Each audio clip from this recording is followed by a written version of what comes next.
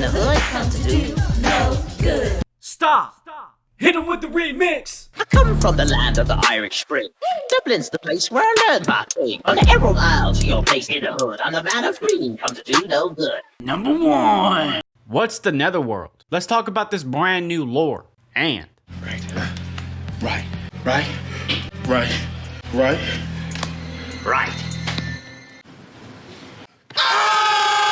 Number 2.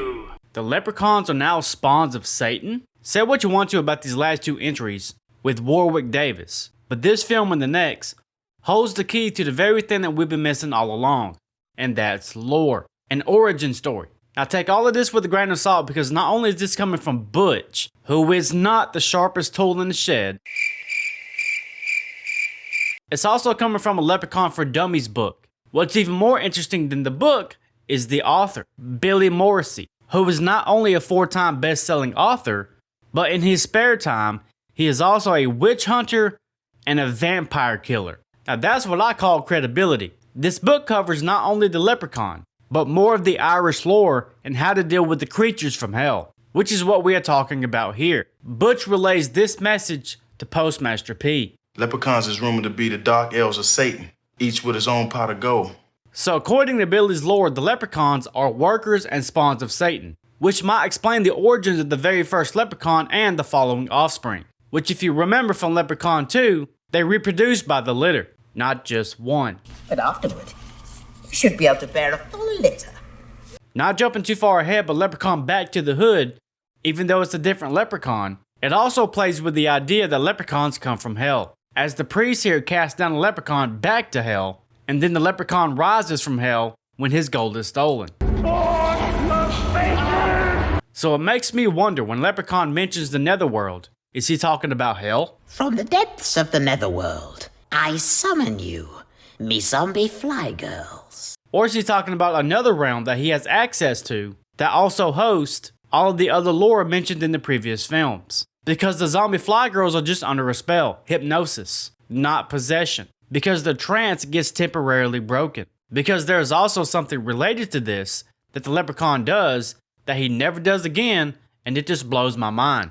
But we'll talk about that later in the video, because he really digs into that supernatural realm, not magic, when he does this. So what do you think? Where's the line in the sand for this gray area? What is the Netherworld? Is it hell? And is Billy Morrissey, the author of this book, one badass son of a bitch, and he's essentially the Van Helsing in this universe? Stop!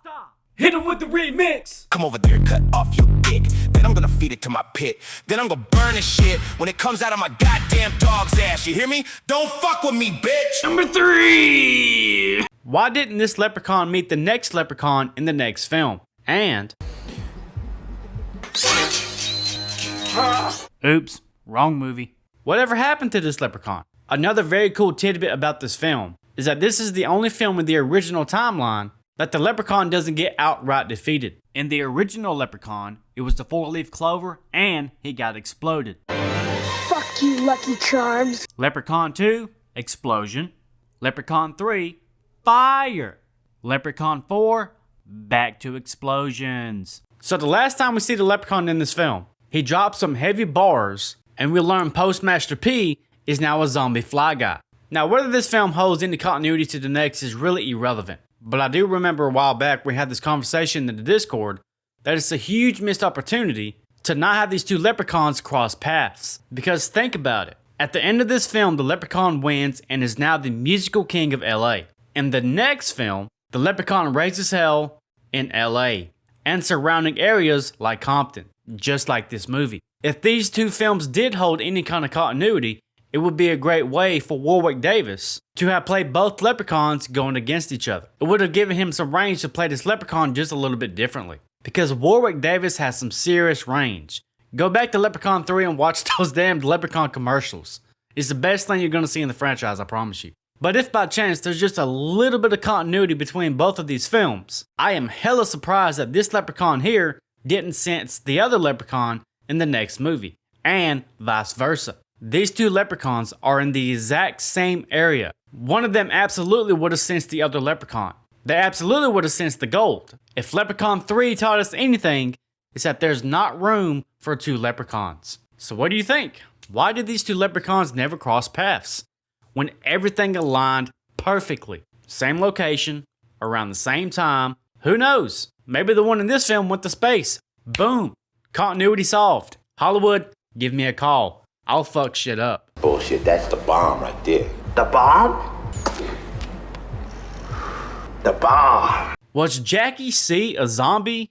A manifestation? A specter? A ghost? What was that? So if you haven't seen this movie in a while, I'm going to explain what's going on here because this might sound a little bit confusing. This is Jackie D, the pawn shop owner they tried to scam early in the film. Get up out my shop bullshitting with this piece of crap. Let's also not forget the roasting session. Stray bullet. Boy, you ain't no gangster. And Postmaster P, punk ass is more like it. And Butch, get yourself some before you blow off your dick fucking around with all them chemicals. Eventually, once they rob Mac Daddy and take the goods, which is the Leprechaun stolen goods, back to his pawn shop and buy the audio equipment they need for that show in Vegas they never get to reach. Now the Leprechaun retraces their steps and catches Jackie D slacking. Now, this is Jackie C, Jackie D's former lover, and she tears that ass up. Just not in the way that he wants. This interests me because this adds to the Leprechaun's power that we've never seen before, and we never see this again. So is this really Jackie C? Is this some kind of specter? If that's the case, why doesn't the Leprechaun use specters more often? To just do his dirty work for him. You know what I mean? Easy peasy. We know this wasn't some kind of mind game or hallucination, because Jackie C literally tore him up. She tore him up when she left, and she tore him up when she came back. Damn, his love life is fucked. Could this tie into the credibility of Billy Morrissey? Whether that be leprechauns, vampires, witches, specters, all sort of other creatures that just spawn from hell. If so, this is a pretty large overlooked detail nobody ever talks about. So either Leprechaun tracked down Jackie C, put a spell on her, is she alive now, she dead now, I don't know. Or he just conjured up some kind of shape-shifting creature to do his dirty deed, which is a huge feat that he's never done before, and he never does again. This is too big not to explore. You mean all this time, you're chasing these people on foot, all you had to do was just conjure up some creature from hell. You could have an army of things. Go get them, boys. But instead, we're just going to overlook the fact that he can manifest and summon other supernatural beings from hell and never speak on it again. What? Also, we learned that Jackie D has been sneaking around with Stray Bullet's mother. How's your mama? She still sneaking around with Jackie D? Don't hate the player, hate the game. Number 6. Rapid fire round. Colt 5-4 liquor. I've seen it all now. Knock, knock. Who's there? Oh, Go to who? Goldfinger. This is the worst knock-knock joke I have ever heard in a horror franchise. Now, who can forget the iconic Chow and his superior dance moves? I really grew to love Chow in this movie. He really deserves some more screen time. I was kind of sad when this dance beast was dealt with. R.I.P. Chow was a real one. Jacket is on. He takes jacket off. He takes the jacket off again. The jacket is back on. The jacket is back off. It's your ass, Mr. Postman. Hello? This is Mac. I'm at the parent. Bring your ass down here and bring some fucking gun. Big shit, ugly shit. Machine guns and shit. It's going down. This shit is real. Come now. What's with Mac Daddy in this magic medallion? And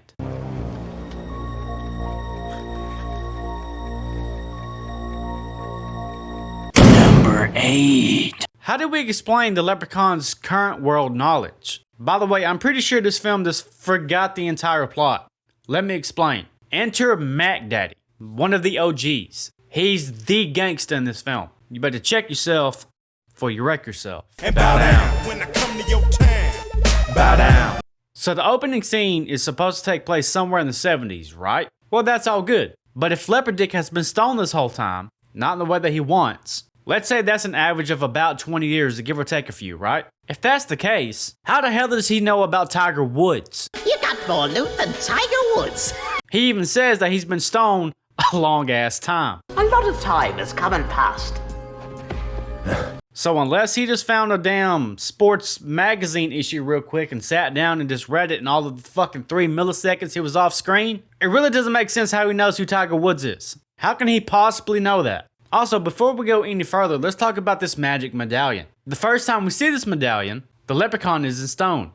The medallion is not. It's just a regular medallion. But when Mac Daddy manages to persuade the air gods into tipping over that board and it lands back on the leprechaun, both the leprechaun and the medallion turns to stone. But then 20 odd something years later, it's back to normal. How does that make sense, you ask? It doesn't. This medallion piece also poses a very important question. What happened to the rest of the leprechaun's golden jewels? We never see the leprechaun retrieve them back. I guess we are to assume that these three were dumb enough to trade the entirety of the golden jewels they stole from Mac Daddy, which is what Mac Daddy stole from the leprechaun, and traded it all in for that music equipment so they can get to Vegas. I give you all this gear for everything you got in that bag. And $500. $575. $550. Yeah. Either I'm missing something, or these are the dumbest negotiators in the entire Leprechaun franchise. The amount of golden jewels they stole, they could have created their own damn music label, self-published their records, and still had money to party on and grow old with. Beamers and Bentleys, Lamborghinis. You know what I mean? Get you some fine ass women in a thong. And what do they do with their fortune?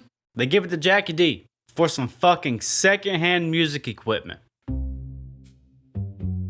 All three of them could have been set for life, and that's without making a profit off of anything. That pisses me. Damn, that pisses me off. But regardless of that very dumb decision, we never see the leprechaun retrieve any of this gold. We can assume he got it back from Jackie D, since the leprechaun followed him and killed him. But I think that's a majorly important scene that's just never shown. And the loot is never mentioned again. It's just forgot about. And I get the main focus is the flute.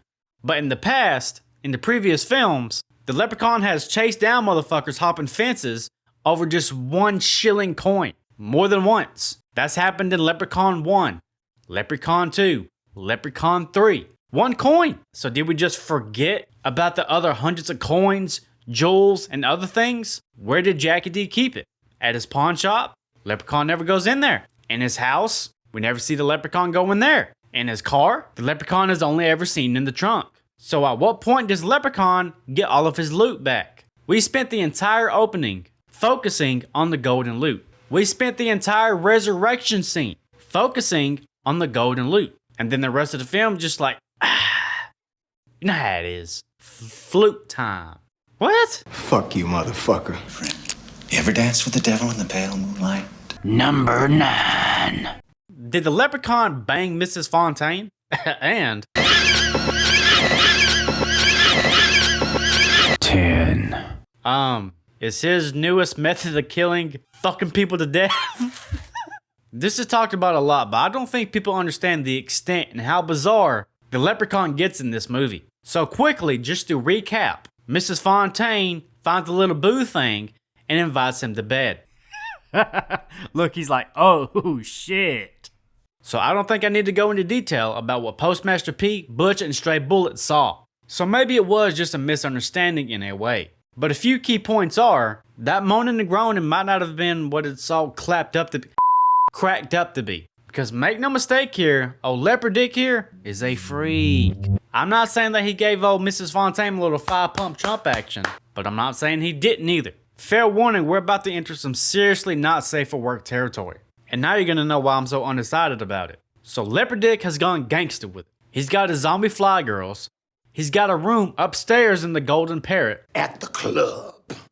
And according to Butch, I was sneaking around down the Golden Parrot, man. The leprechaun got a goddamn room upstairs. But they don't be coming back downstairs after they go up. I think he fucking them to death. So he's fucking them to death. Wow, what a way to go. Just imagine being convinced by these zombie fly girls just to go get your move on with the leprechaun, and he just penetrates you to death. Have fun explaining that in the afterlife. Yeah, something tells me you going downtown, not uptown. You know what I'm saying? But wait, it gets worse. So Postmaster P and Butch set up a plan to get the leprechaun high on a cig of weed mixed with some 4-leaf clovers that, according to the Leprechauns for Dummies book, should temporarily take away the leprechaun's powers. This weed got clovers in it. 4-leaf clovers. and they can steal the flute again and get the hell out of Dodge. So they suit up in their best disguises. And they finally make it to the club to pull up to see the Leprechaun up there sleeping and shit. Over there snoring. I guess he's exhausted from pulling an all-nighter. But does he still have energy left in the tank? Yes, sir, he does. The PH, the hub, needs to hire this man ASAP. This dude can do a 24/7 live stream, non-stop, back to back. Because once Butch and Postmaster P get there, the first thing the Leprechaun says is that he wants to tap that ass. Let me take a look at you before I tap your ass. Dude, this movie is so damn freaky because the Leprechaun almost just got some slop top from Postmaster P, but the cloverweed took him out. What the fuck is going on here? Like, are we getting the same vibes? I'm getting like Diddy vibes here because that creates so many questions that I don't want answered. Like, if the Leprechaun is sitting there prone boning him to death, what if they're dead when he's not finished? I mean, that's necro. You know what?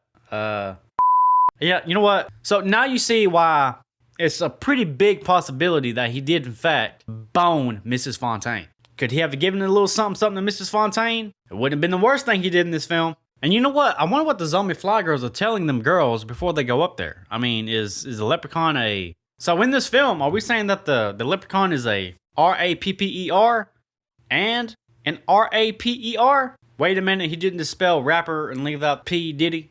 You know what I'm saying? Jesus, man, fuck this. I'm out. Join the Discord, YouTube membership, all that bullshit. I'll see you next week when we go back to the hood. Perhaps it'd be a little bit less Puff Daddy-like. Thank you guys for watching. I love you all. See you next week.